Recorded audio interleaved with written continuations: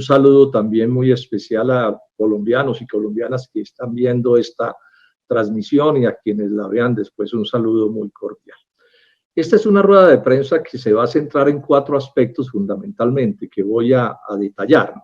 Lo primero es que concluiré anunciando que acusaré formalmente al presidente Duque ante la Comisión de Acusaciones de la Cámara de Representantes, que es su juez natural. Y al ministro Carlos Holmes Trujillo, el ministro de Defensa, lo acusaré ante la Procuraduría General de la Nación por los hechos que voy a detallar en este análisis. En segundo término, señalar esto, y que tiene que ver con lo anterior, ¿no? La acusación principal contra el presidente Duque es que él violó una orden expresa del Tribunal Administrativo de Cundinamarca que le ordenó, esa es la palabra, le ordenó que las tropas norteamericanas no podían operar en Colombia hasta tanto eso no lo autorizara el Senado de la República, de acuerdo con la Constitución Nacional. Y hoy esas tropas están operando en Colombia, violando la Constitución de este país. En relación con el ministro de Defensa, el caso es el de un ministro que con todo cálculo, con dolo, diría yo, organiza las cosas en una rueda de prensa para engañar al periodismo colombiano, para mentirles a los medios de comunicación, para inducirlos a un titular falaz, a un titular que presentaba como si el Senado de la República hubiera autorizado la presencia de esas tropas cuando eso no había ocurrido. Y ustedes van a ver, porque lo voy a detallar, la actitud mañosa con la que el ministro procede para promover la violación de la ley. Y como un cuarto aspecto que vale la pena resaltar también, pues digamos esto, esas tropas hoy están actuando ilegalmente en Colombia. O sea, esas tropas no solo afectan la soberanía nacional, como es obvio, sino que están afectando la legalidad, porque no tienen esa autorización legal para actuar. Bueno, todos sabemos cómo empezó esta historia. Un buen día la embajada norteamericana anunció que unas tropas del Comando Sur de los Estados Unidos, tropas de guerra, ejército de guerra, venían a operar en Colombia. Ellos suavizan la presentación, pero eso es así. Y fue un escándalo nacional e internacional, incluso porque además, digamos, esas tropas se enmarcaban dentro del conjunto de las amenazas del gobierno de Estados Unidos en contra de la República de Venezuela. Y advertimos en esos días que incendiar a Venezuela, como podía ocurrir con estas aventuras colonialistas, podía incendiar a Colombia y que eso era un hecho de extrema gravedad, que termináramos involucrados en una guerra con un país vecino o en un país vecino. Bueno, ante esos hechos, un grupo de congresistas de distintas vertientes elevamos una tutela ante el Tribunal Administrativo de Cundinamarca, que es un tribunal de muy alto nivel, Tribunal Administrativo de Cundinamarca. Y ese tribunal, el 1 de julio, tomó 3 determinaciones. La primera, tutelar nuestros derechos a la participación política y al debido proceso constitucional. Debido proceso es cumplan con la ley, es lo que le está diciendo el tribunal al gobierno nacional. En segundo término dice ordenar al señor presidente de la República. Ordenar lo dice el tribunal, no lo digo yo, ordenar al presidente de la República para que en 48 horas le envíe la información necesaria al Senado de la República para que el Senado de la República actúe, dice la decisión, tenga la oportunidad de asumir su función privativa de control político de conformidad con los artículos de la Constitución, y cita el 173.4. ¿Qué dice ese artículo? O sea, le dice el tribunal al presidente, trasládele estas cosas al Senado para que el Senado decida sobre esas tropas de acuerdo con el artículo 173 de la Constitución Nacional. ¿Qué dice el artículo? Dice permitir, bueno, o no permitir, o sea, es potestativo del Senado, permitir el tránsito de tropas extranjeras por el territorio de la República. Permitir o no permitir. Para eso es que le ordena que se refiera al Senado. Y tercero, dice también el fallo del Tribunal Administrativo de Cundinamarca, ordenar al señor presidente de la República para que en 48 horas suspenda la autorización para cualquier actividad de la brigada de tropas norteamericanas, de acuerdo con lo definido en el punto anterior, o sea, el problema de si lo autorizaba o no lo autorizaba el Senado de la República. Pero me voy a detener en esto. El tribunal no solo toma esta decisión, que es muy precisa, sino que hace una serie de análisis de gran importancia en los que me voy a detener, porque aquí, además del problema de soberanía, hay un problema de violación descarada, flagrante de las leyes de la República, flagrante de la orden de un tribunal, del análisis de un tribunal de alta jerarquía en este país. Miren las cosas que va a agregar, porque el problema no es solo con el Senado, el problema también es con el Consejo de Estado. El punto 50 del análisis del tribunal dice con claridad que no se conoce que el Consejo de Estado haya emitido concepto, pero lo que se destaca es que el presidente de la República no le solicitó el concepto al Consejo de Estado. O sea que hay una agresión también aquí, no solo contra el Senado, sino contra el Consejo de Estado, porque resulta que el artículo 237 de la Constitución Política dice que el Consejo de Estado es cuerpo supremo consultivo para distintas cosas, incluido conceptuar sobre el tránsito de tropas extranjeras en el territorio nacional. Y el presidente Duque ni siquiera les consultó. Dice en el punto 64, las normas constitucionales no limitan la competencia del Consejo de Estado al tipo de instrumento utilizado, sino al control material que se aplica al tránsito de tropas extranjeras por el territorio nacional. O sea, el Consejo de Estado es finalmente el que en últimas tiene que decidir de qué se trata eso, cómo es este asunto del tránsito. Lo dice el Tribunal Administrativo de Cundinamarca. Sigue el tribunal, dice, en conclusión, el permitir el tránsito de tropas extranjeras en territorio colombiano es atribución del Senado de la República, y es competencia del Consejo de Estado por la vía de la consulta.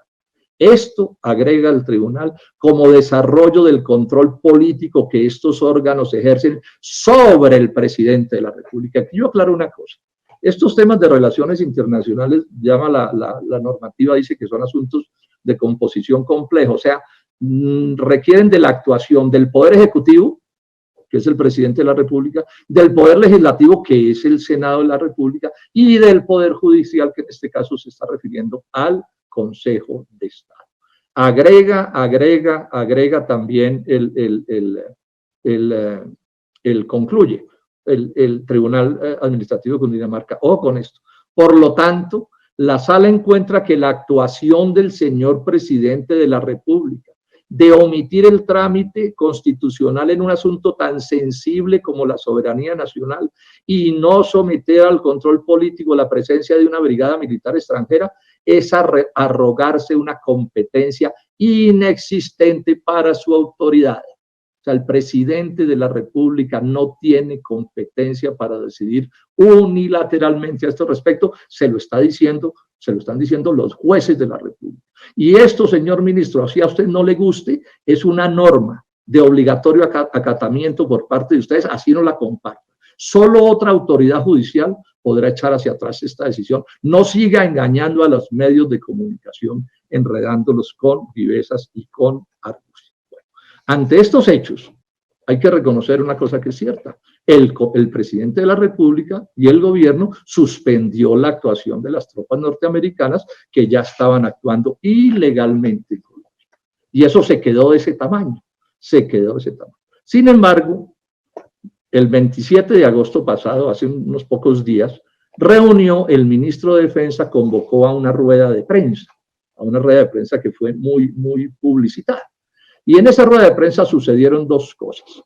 La primera es que el ministro anunció que se habían cumplido ya los trámites y que entonces el presidente de la República había renovado la orden o la autorización mejor para que las tropas norteamericanas actuaran. Entonces, con eso termina, digamos, la rueda de prensa. Dijo el ministro en esa rueda de prensa.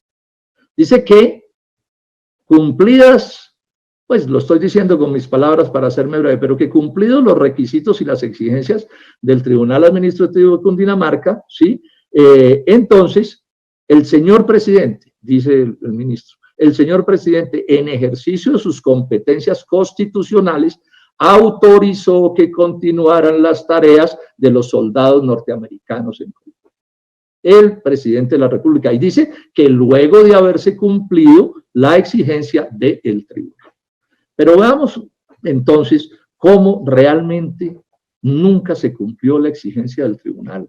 Lo que hizo el ministro de Defensa en esa rueda de prensa fue dedicarse de manera calculada y sistemática a engañar a los medios de comunicación, a inducirlos al error, a presentar como ciertas cosas que no lo eran para estos efectos o a coger una verdad general que no se podía aplicar a este caso específico. Y fue tanta la manipulación que hizo sobre los medios de comunicación, que Colprensa y muchos medios titularon así: Mindefensa aseguró que Congreso autorizó presencia de militares de Estados Unidos en Colombia. Ojo al titular.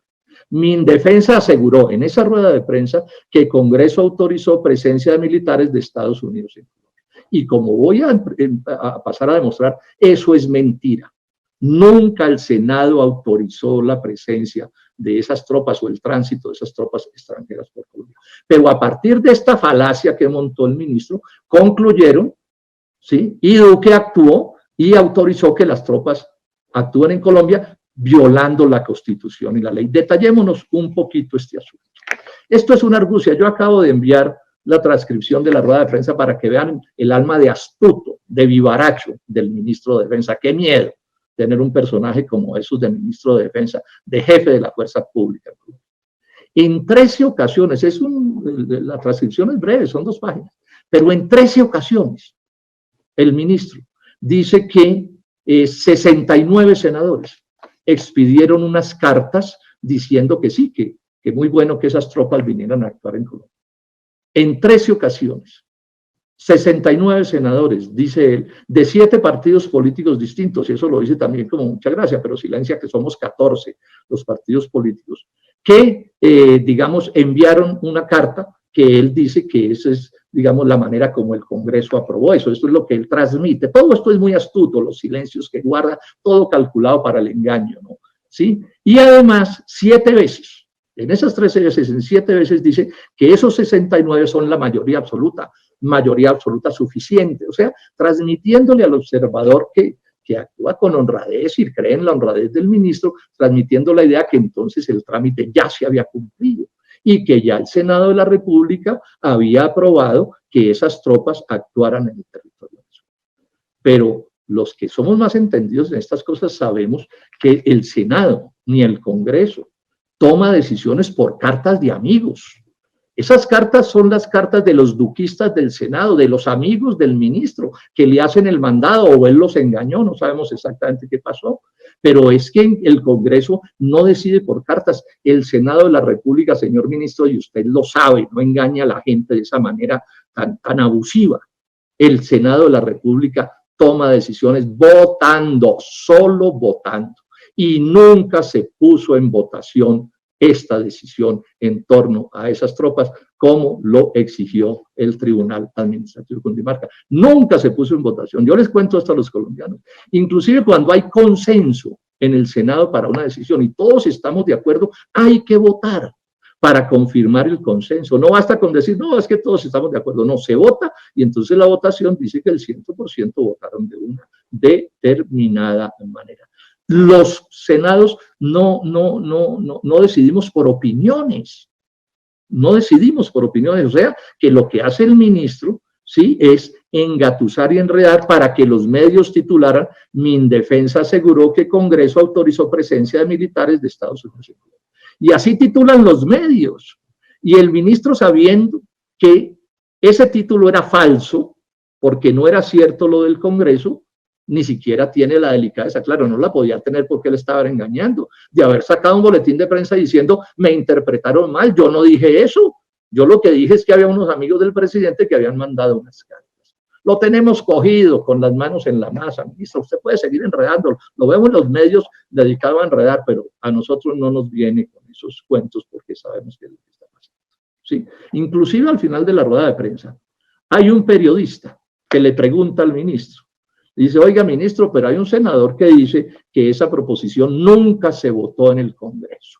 O sea, que el Congreso nunca formalizó, nunca aprobó lo de las tropas norteamericanas. ¿Y sabe qué contesta el astuto? La verdad es que no voy a referirme a detalles. ¿Qué tal? Pequeño detalle. La verdad es que no voy a referirme a detalles, pero entiendo que habrá senadores que consideren que no se dieron los pasos adecuados. y cambió de tema, el astuto. Bueno, esa es la prueba de que sí, en la propia rueda de prensa, él sabía que estaba mintiendo y que estaba enredando y engañando a los colombianos. Pero mire lo que le termina pasando al presidente de la República. Hace 2 días, Lidio García, senador de la República, que era el presidente del Senado cuando estas cosas sucedían, le mandó una carta al ministro de Defensa, al doctor Carlos Holmes Trujillo, y en la que le pide que se rectifique. Le dice que rectifique, o sea, le está diciendo su información es falsa, eso es una mentira. Se rectifique la posición del Ministerio de Defensa y o de los medios de comunicación en el evento en que esos medios hubieran interpretado mal al ministro. Cortésmente le dice, bueno, o usted mintió o usted indujo a los medios de comunicación a que hicieran una afirmación que no era cierta, pero en todo caso le dice rectifique, ministro. Y es tan descarado el ministro que dice, yo no tengo nada que rectificar, porque claro, el astuto, ¿sí? Sabe el juego de las palabras para aparecer presentando como cierto lo que es falso. Y le dice también el expresidente del Senado, dice que no se encuentra ajustado a la verdad que el Congreso de la República hubiese autorizado la presencia de tropas norteamericanas en el territorio nacional. Oiga, ministro, doctor Duque, usted que terminó en este asunto dando autorizaciones ilegales, dice el presidente del Senado, no se encuentra ajustado a la verdad que el Congreso de la República hubiese autorizado la presencia de tropas norteamericanas en el territorio nacional. Y él se refiere a una comunicación que cita mucho el ministro como gran prueba, enredando a los que no saben, ministro. Enredando a los que no saben, pero a los que no sabemos no nos enreda. Y dice también el expresidente del Senado, en dicha comunicación a la que se refiere mucho el ministro, simplemente se le informó a su destinataria, es decir, a la secretaria jurídica, de que 69 senadores de 7 partidos dieron una opinión. Es lo que explica Lidio García, eso es cierto.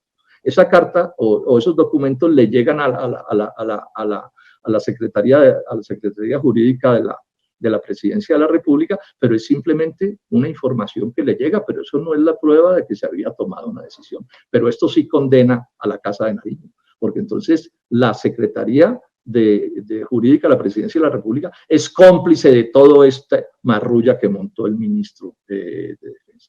Y concluye el doctor Lidio García.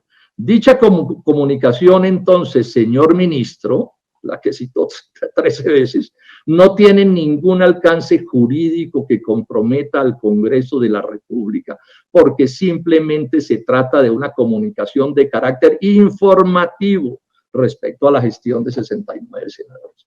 Y el ministro es tan descarado que es capaz de decir que esa fue una decisión formal del Senado de la República. Es un atropello al Senado. Es una agresión a la dignidad de los congresistas que representamos a esta nación. Entonces, las conclusiones, y terminemos con esto. Las tropas están actuando ilegalmente, presidente Duque, en el territorio nacional, esas tropas norteamericanas. Usted violó la Constitución y la ley cuando les dio orden o les autorizó reiniciar sus actividades, porque eso no lo autorizó el Senado de la República. El ministro engañó y mintió. Y un ministro que engaña y que mienta aquí en Cafarnaúm debe renunciar inmediatamente a su cargo. Esto es una desvergüenza. Esto no puede suceder, y más si es ministro de Defensa.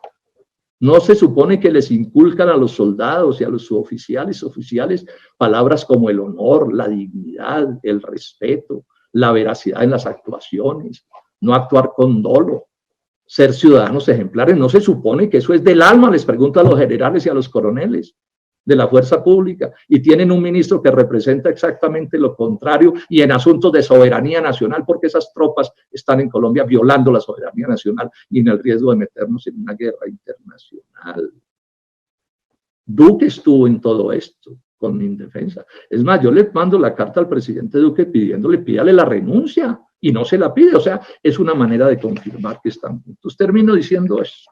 Voy a acusarlos a los dos, al presidente Duque y al ministro de Defensa, acusarlos ante las autoridades para que los investiguen y los juzguen. Aquí cabe un prevaricato, señor presidente de la República, cabe un prevaricato. A usted lo voy a llevar ante la comisión de acusaciones. No me hago ilusiones porque es de soluciones, pero para que por lo menos quede la constancia de que aquí hay unos que mal capoteamos estos procedimientos. Y el señor ministro es evidente que de manera flagrante viola el Código Disciplinario Único, en lo que tiene que ver con los deberes de los servidores públicos. Y en este caso estamos hablando de faltas gravísimas, de haber, digamos, intentado ocultar el prevaricato que estaba cometiendo el presidente de la República. Bueno, esto es lo que quería contarles y estoy pues dispuesto a cualquier tipo de pregunta que quiera plantearse y nuevamente les agradezco su presencia esta mañana.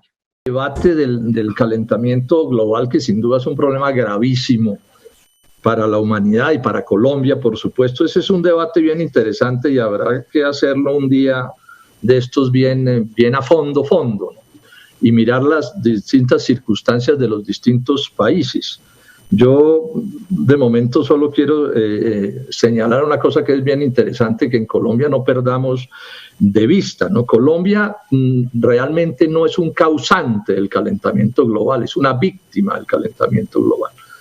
Porque los gases de efecto invernadero, que son los que causan el calentamiento global, de esos gases Colombia apenas aporta el 0.4% del total de ese impacto que afecta a la humanidad y que afecta a Colombia, el 0.4%. O sea, yo he hecho una especie de ironía que dice que si pusiéramos en cero los gases de efecto invernadero en Colombia, que es imposible porque se generan por asuntos de los combustibles fósiles, pero por otras muchas causas, el calentamiento global ni cuenta se daría. Ese es un asunto que es bien interesante. Yo pienso que si en algo debiera concentrarse Colombia y el Estado colombiano sería en promover un gran acuerdo global mundial para exigirles a las grandes potencias, que son las contaminadoras, Estados Unidos y las otras grandes potencias económicas, que reduzcan en serio los gases de efecto invernadero, cosa que no quiere decir que nosotros no hagamos esfuerzos grandes. Nuestro problema principal es el de la mitigación. ¿Cómo lograr que ese calentamiento global que nos está haciendo daño y nos afecta y nos puede inundar costas, acabar cosechas, etcétera, cómo vamos a mitigar esos espacios? Y para eso necesitamos un país que produzca mucho más riqueza que la que está produciendo. Pero bueno, ese es un debate bien interesante. De momento, este es un proyecto que, de acuerdo como ha sido planteado por el gobierno nacional, tiene que ver con cómo hacer o no hacer que esa plata le llegue o no a las regiones. Porque por constitución, esos recursos no son del gobierno central, sino que son de los departamentos, en últimas, de las regiones y de los municipios. Y ese es en ese contexto que acaba de hablar el senador Londoño, con quien comparto todo el enfoque que hizo de su intervención y me exime de señalar cosas. Pero en desarrollo de lo que estoy diciendo, entonces, para que la gente de las regiones esté tranquila, el hecho de que nosotros estemos votando no la ponencia del gobierno y estemos presentando una ponencia negativa, no es porque estemos en contra de que esos recursos les lleguen a las regiones, por supuesto que no. Las regiones tienen derecho a tener sus propios recursos para sus propias necesidades. El problema que tenemos con este proyecto es que no descentraliza el derecho de las regiones a decidir sobre su gasto, sino que de manera astuta termina dándole el control de ese gasto no a las regiones, no a los poderes regionales, sino al gobierno nacional. Este proyecto tiene la misma lógica que el proyecto inicial de reforma a las regalías que se aprobó en el gobierno del presidente anterior, que ustedes se acuerdan, el ministro de Hacienda de esos días decía que la reforma central de las regalías era para que no hubiera más gastos chichigüeros, o sea, gastos de chichiguas. A mí me preguntó, gastos pequeños, a mí me preguntó un periodista un día, me dijo, oiga, doctor, ¿qué son gastos chichigüeros? Entonces yo le dije, hombre, yo creo que gastos chichigüeros, de acuerdo con el ministro de Hacienda actual, es como llaman los poderosos, los magnates, los gastos muy importantes de los pobres, de los municipios y de las regiones que tienen necesidades urgentes, que no podemos menospreciar. O sea, para una vereda, construir un pequeño puente que los salve de las inundaciones de un río o de una quebrada es una cosa de inmensa importancia y esas son necesidades que deben atenderse también. Los campesinos pobres de Colombia tienen derechos a que les atiendan sus necesidades.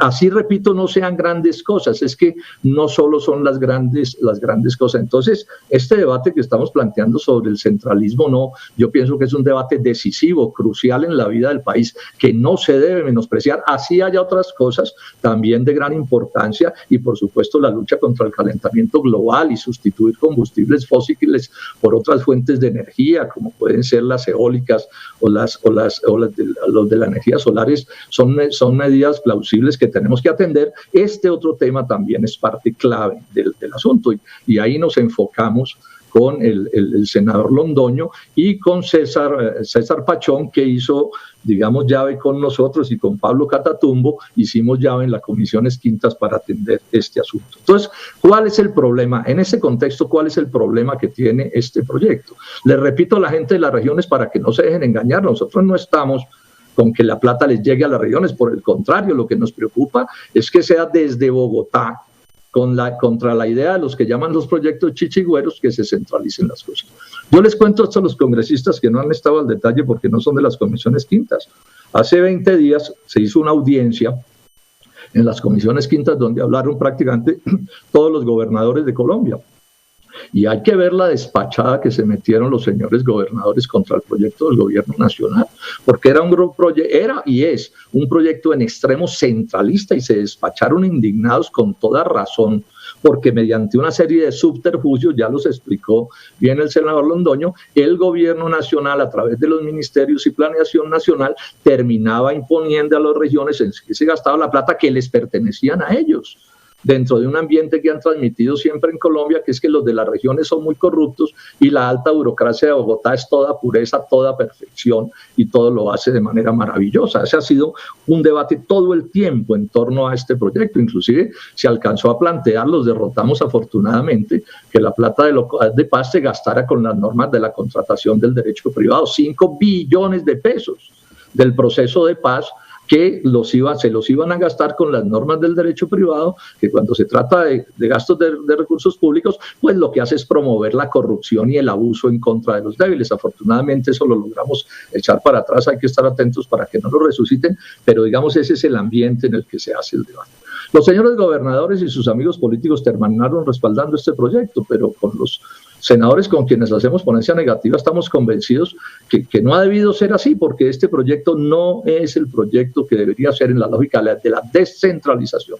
Yo no me opongo al gasto nacional tampoco y a los proyectos nacionales, pero es que aquí tenemos que tener un país donde el sol brille para todos y todas las cosas puedan funcionarle en condiciones semejantes a los unos y a los otros. Esto ha sido tan horrible el trámite de este proyecto que nos sentaron en la comisión quintas, en las comisiones quintas, como un par de cancerberos a vigilar cómo se votaba al ministro de Minas y al viceministro de Hacienda, ahí sentaditos. Y si una proposición de cualquier senador no tenía la palabra aprobada, escrita por uno de estos personajes, no se podía ni votar. Me imagino que ahora en la plenaria va a pasar lo mismo, como sucede con las reformas tributarias, con el ministro Carrasquilla poniéndole el chulo a cada proposición. Eso es contra la descentralización. Eso es concentrando el poder del Ejecutivo sobre los poderes regionales, que se supone son distintos, y particularmente sobre el poder legislativo, que se supone que es un poder distinto del autoritarismo que refleja la Casa de Nariño. Ahora, esto tiene, además del problema práctico, económico, de las necesidades, de que oculten, por ejemplo, gastos nacionales disfrazados de gastos regionales, es decir, contra los detalles de las regiones. Esto tiene una implicación política que hay que echarle ojo. En Colombia se aplaudió cuando llegó la elección de los alcaldes y los gobernadores, porque era una expresión de la descentralización. Pero ¿qué ha ido pasando con el paso de los años? Que norma tras norma, presidentes y ministros han ido convirtiendo alcaldes y gobernadores en una especie de tramitadores ante el gobierno central, y por eso se la pasan en Bogotá, casi que con el brazo encalambrado, como pidiéndole limosna al presidente de la República y a sus ministros a ver qué les dan para las regiones. Un papel absolutamente melancólico que además concentra el poder en el Ejecutivo, porque esos gobernadores y esos alcaldes después tienen que exigirles a sus senadores y a sus representantes que se sometan también, porque si no se someten no llega la plata desde Bogotá, que se supone les debía llegar, pero incluso no les llegan ni siquiera a la que es de propiedad de las regiones, como es esta de los gastos y de lo que tiene que ver con las regalías, que es cierto que están disminuyendo, pero siguen siendo muy importantes. Y yo creo que van a ser importantes por un tiempo largo, por distintas razones que no es el caso considerar en este momento así, aquí. O sea que esta lucha en la que estamos es una lucha de un signo muy democrático, porque este es exceso de centralismo. Es lo que explica un chiste que uno puede hacer sobre el Congreso colombiano. Bueno, no solo el drama de unos ministros con su bolígrafo diciendo que se puede aprobar y no se puede aprobar, violando la separación de los poderes, fundamento de la democracia que se supone se practica en Colombia, sino que además se presta para situaciones cómicas. Acuérdense que en el gobierno anterior nos preguntábamos, bueno, ¿y qué es un santista en el Congreso? Y la respuesta era un ex-uribista. Y ahora nos preguntamos, bueno, ¿y qué es un duquista? Pues bueno, en proporciones muy grandes, un ex-santista, o sea, el Congreso baila al son que le toquen en la Casa de Nariño, que por norma toca pésima música y por norma tiene directores de orquesta supremamente malos, como son los presidentes, en este caso el doctor Duque y los ministros. Entonces, nosotros estamos en la ponencia que estamos negativa defendiendo democracia de fondo, derechos ciudadanos de fondo, a las regiones que queremos y estimamos de verdad, no como simples carnes de urna para poner votos y que después sean maltratados por los gobiernos nacionales, que son los que definen las pésimas políticas que impiden que el país progrese, porque esa es realmente la realidad que vivimos. Miren ustedes el presupuesto del Ministerio de Agricultura, que tiene que ver tanto con las regiones, y lo vuelve a recortar el doctor Carrasquilla en medio de estas necesidades inmensas en las que estamos, porque cuando ustedes miran el presupuesto nacional,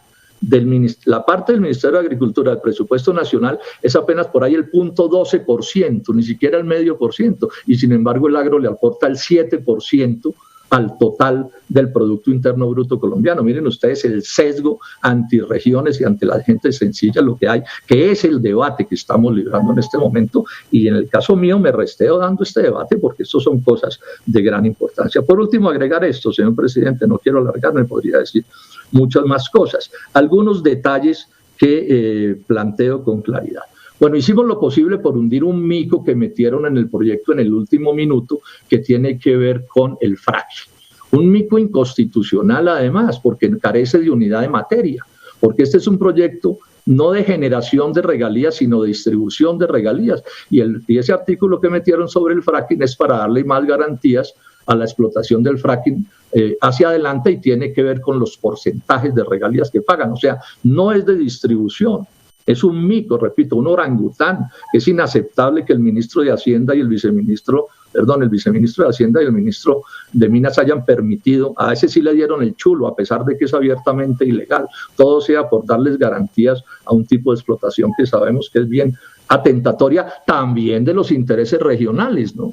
Porque si el fracking destruye al Magdalena Medio, pues no será la alta burocracia de Bogotá la que tenga que sufrir por eso, serán los ciudadanos de esas regiones apartadas los que tendrán que pagar los platos rotos.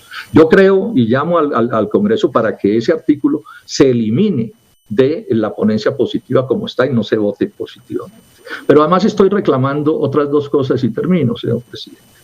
Una es que hubo un acuerdo formal, ahí están los documentos, no los voy a mostrar, el presidente de la República, la ministra de Educación, con los jefes del movimiento estudiantil del 2018 y con los jefes del movimiento profesoral, con el beneplácito de las directivas de las universidades públicas colombianas, las instituciones mejor de educación superior, para que de los recursos de regalías de esta ley que se sabía venía, se le transfiriera a la educación superior pública 1,5 billones de pesos. 1,5 billones de pesos. De esos, para infraestructura, 1 billón. Para conciencias, vinculado a todo este tema de la investigación, pero vinculado a las universidades, 250.000 millones de pesos. Y para investigación particular de las instituciones de educación superior públicas, otros 250.000. La plata particularmente de regalías hace tiene una necesidad urgente porque las universidades están literalmente cayendo. Bueno, eso no está en el proyecto. Yo presenté una proposición al respecto con el senador Londoño, nos tocó retirarla para mantenerla viva porque los ministros no le dieron el chulo. La volvemos a presentar, yo espero que esta vez la plenaria del Congreso entre en razón y reconozca que esa es una deuda que tiene el Estado colombiano con las instituciones públicas de educación superior. Hago un llamado para eso, ahí está la proposición presentada y se debiera aprobar. Es una suma que en términos relativos frente al monto total de lo que estamos hablando es relativamente pequeña y no afecta negativamente a nadie. Y el otro artículo por el que estamos velando, pues, o resalto, porque hay otras cosas que estamos planteando, tiene que ver con aumentarle los recursos a las comunidades negras que tienen una partida dentro del conjunto de la ley de regalías, de esta ley que estamos tramitando, pero que esas comunidades con toda razón han reclamado que es una partida insuficiente, que los discrimina en relación con la población que son bien numerosos en Colombia, con condiciones de pobreza terribles, porque no solo sufren por pobres, sino por negros. En Colombia es un crimen ser negro, el racismo es parte de la realidad nacional, así lo intenten tapar con todo tipo de hipocresías, como el odio a los indígenas y a las mujeres y el maltrato a todos estos sectores. Bueno, yo llamo a las mayorías del Congreso y a los ministros que acepten estos reclamos que estamos haciendo, que son sensatos, para que esto se pueda, digamos, hacer como debe ser.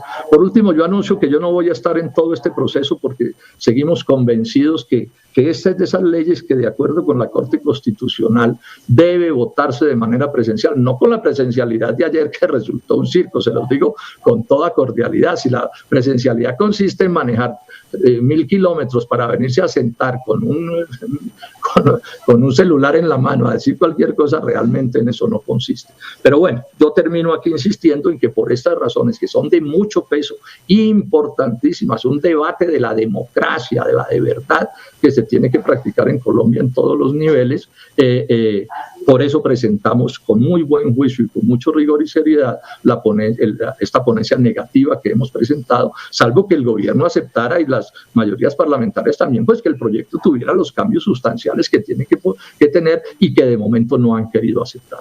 Muchas gracias, señor presidente.